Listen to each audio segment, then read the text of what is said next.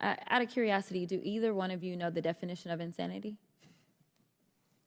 I think you're referring to doing the same thing over and over again and expecting a different result. Oh, okay. That's exactly what I was referring to. And it sounds like that is what this party is good at. But I want to talk about the theme of the day. Commissioner, you have said over and over and over the word complicated. I was not keeping a tally, but you said it a lot. So I want to work with this word a little bit. I have a list of items. I would like for you to let me know if you believe they are complicated or not. Tax returns. Complicated. Operating the IRS without proper investment. Complicated. Recruiting workers in this antagonistic environment. Complicated.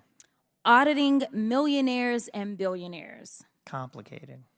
Okay, so it sounds like you've got a complicated job. I do. And it also sounds like you have to know something about math. My colleague brought that up as well. It sounds like you need to be at least somewhat decent at counting to be with the IRS. Yes? Yes. You'd agree? Okay. I agree. You know, it's so weird because my colleagues on the other side of the aisle wanted to call this hearing. This is not our first. It's not our second. I've actually lost count myself of how many IRS hearings we're having. And they seemingly feel like they can fix your very complicated issues. But somehow they aren't good at simple math that would get them to a speaker, you know, right. So we've been 3 weeks without one. Let me ask you another question that may be another one of these when the math ain't math in situations. There was a looming government shutdown a few weeks ago. And interestingly enough, when I do the math, approximately a little bit more than 60% of the people that sit on this committee actually voted to shut us down.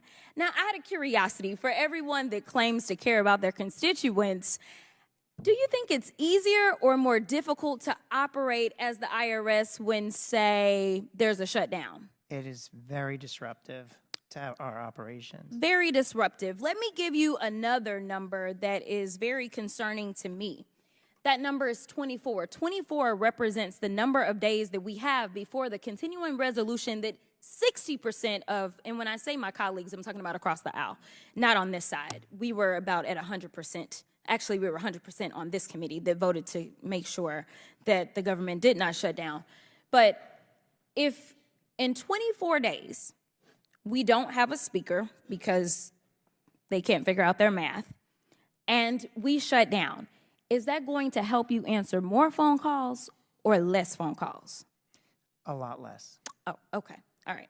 So it sounds like we have a lot of performative politics that is taking place because yet another number that was mentioned, and I believe you brought this number up, was $540 billion. You also talked about appropriations, and you talked about the fact, and I want to be clear about this $540 billion. This $540 billion is a net number, correct? This is not a net zero, like it's going to cost $540 to go get it, and that's how much we're going to get. We're talking about netting $540 billion, It's correct? $540 billion. I would say we're on track under current course and speed to get about 70 back, so our hope is we'll be at 470.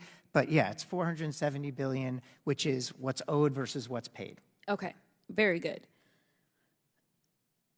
How is it that the American people should believe that the majority party has the ability to solve your complex issues when, number one, they don't pay attention to history, which was defunding this organization has not helped their constituents, but hurt their constituents. And let me add to that. The last time I checked, America is growing. So you were defunding your organization as we were ending up with more people, which means that you have more work, correct? Correct. More population, more filers, more changes to the tax code, and more complexity in how the economy operates 2010, when our budget reduction started, we never heard of PayPal, Venmo, all these, payment platforms. The gig economy changes, and it's great, but we have to invest and be ready to be effective tax administrators as the world changes. That's why it's important to keep our funding at pace.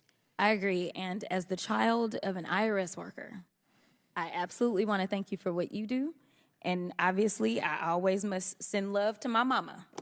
I thank her for what she does for the American people as well. I'll yield back.